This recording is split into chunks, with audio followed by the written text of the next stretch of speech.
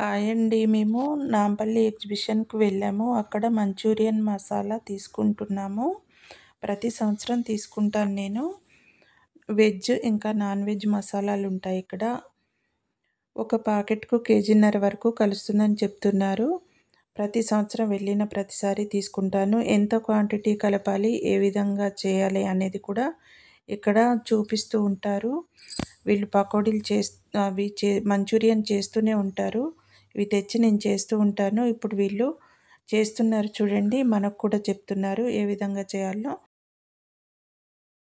నార్మల్‌గా ఏదైనా వెజిటబుల్ గాని, నాన్ వెజ్ గాని తెచ్చుకుంటారు కదా! దాన్ని పీసెస్ కట్ చేసేసి దాన్ని పీసెస్ ఏసుకోవాలి. ఏసుకున్న తర్వాత వెజ్ అయితే వెజ్, నాన్ వెజ్ అయితే నాన్ వెజ్. ఏ మసాలా దేనికి వాడుతారో అది ఏసుకోవాలి.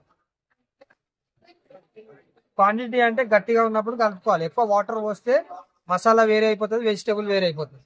ఓకే. ఉప్పు, కారం, పసుపు, గరం మసాలా ఏం వేసే అవసరం ఉండదు. అన్ని మిక్స్ ఉంటాయి. జస్ట్ ఇట్లా మిక్స్ చేసుకోవాలి మంచిగా అన్నిటికీ మసాలా అంటేటట్టు మిక్స్ చేసుకోవాలి. డైరెక్ట్ గా ఫ్రై చేసుకోవాలి. నానబెట్టాల్సిన అవసరం ఏం లేదు.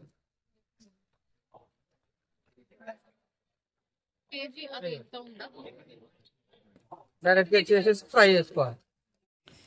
చూస్తున్నారు కదా ఎంత ఈజీగా చేస్తున్నాడో. చాలా ఈజీ అండి.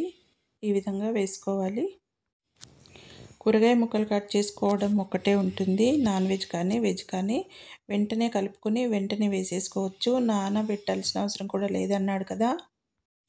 డిప్ చేసుకుని వేసుకున్న వాటిని రెండు వైపులా తిప్పి ఎర్రగా కాల్చుకోవాలి. కలర్ కూడా సూపర్ కలర్ వస్తుంది. చూసారు కదా ఎలా వచ్చిందో. ఇలా రెడీ అయిపోతుంది, క్రిస్పీ అయిపోతుంది.